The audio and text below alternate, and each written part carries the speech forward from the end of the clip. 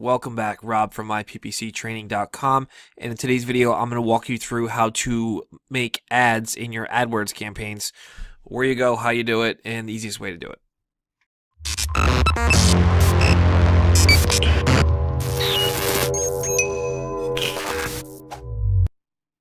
Alright, so you're logged into your AdWords account. You're going to come down here and log into the campaign you want to be in.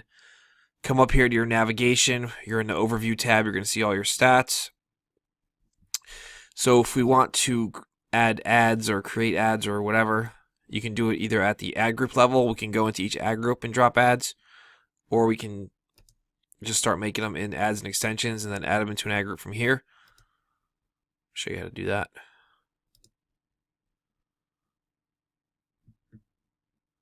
So you select your ad group here of which ad group you want to drop the ad in.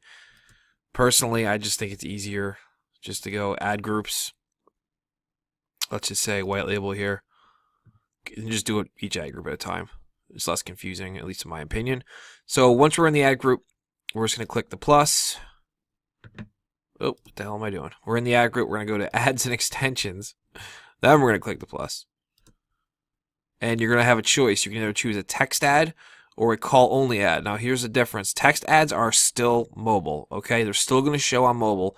Call-only is a click-to-call ad. It will only be showed on mobile, all right? It's only click-to-call, too. There's no headline. So when someone clicks the ad, it pulls up the prompt. You know, on your iPhone, when you go to, you click something to call it, and it pulls a prompt up where it says call, and you just hit the button, and it dials. That's what this pulls up when someone clicks it. And text ad is just desktop, tablet, and mobile.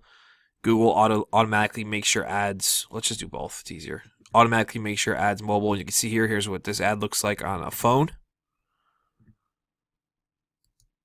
And here it is desktop. Pretty cool. So yeah, you find the URL. Put your destination URL here. You got your headline 1, headline 2, display path. It's just a little extra where I always recommend that you guys drop your keywords, for your ad group root keywords in the display path.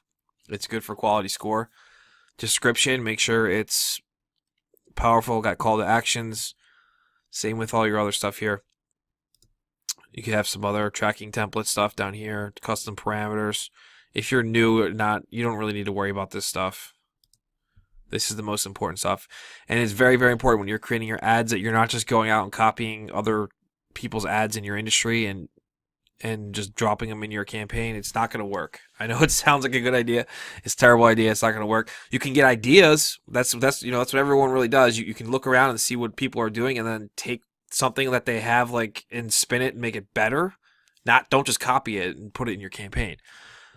So you can see here, we have we get crazy click-through rates. You can see here with our ad copy, but we've tested it and we've honed it in, so that's why it does so well. So it's very important. Your headline 1, headline 2. This is the first thing they see, and it's so important that you make yourself stand out and always test your ads. So if you want to create a new ad, that's what you do. You fill all this out and you hit save ad, and that's it, and it comes into the ad group. It'll drop right down here. Now, here's a little tip too. You want to be doing new ads every 30 days of all the ads that aren't performing. Excuse me. So let's say this campaign just doesn't have enough data to show. But let's say that all these had clicks and only 2 of them were converting. I'm going to pause everything that's not converting. I'm going to create 2 more ads to run against 2 more new ads with new text totally different than the winners. So the 2 ads that are converting are the winners. We're going to pause the losers that have no conversions. And we're going to create 2 more and run those against the 2 winners. And you want to do that every 30 to 60 days. It really depends on how great your CTR is. I don't really care about getting much higher than this, to be honest with you. This is just one ad group, so I'm cool with this. That's what I'm saying. But ideally you want to be, the lowest you want to be is 2.5%, in my opinion. You don't want to have a CTR lower than that. Anything over 10 is really, really good. And you want to fly around there. I have ones that are 25 to 50%. It really just depends. But that's what you want to do with that. So you should always have 4 ads, 3 or 4, no more than 4, in my opinion. We always have 3 or 4 ads running per ad group. Very important. And also something to take in the note here is your extensions. A lot of people don't really talk about this, but these are all the extensions available to you, and I'll make a new video for this stuff, but I just want to touch on it real quick. So if you see here on your phone, like, you're just taking up more real estate when you add all these extensions, and even on your desktop. You're taking up real estate, and that's so important in Google because you want to catch someone's eye. That's why I see here headline 1, headline 2. It's so important that you have something that just pulls somebody in, and just keep that in mind when you're writing your ads. So that's really it as far as creating your ads and dropping them into your ad groups. It's really that simple. Let's do a call only ad just so I can show you what that's like. So you can mix in call only ads in your ad groups too. And usually on some campaigns, it depends. I've been doing it more recently. I'll do 3 text ads and 1 call only and just see how that does. So you can try that. So here is where you put the business name.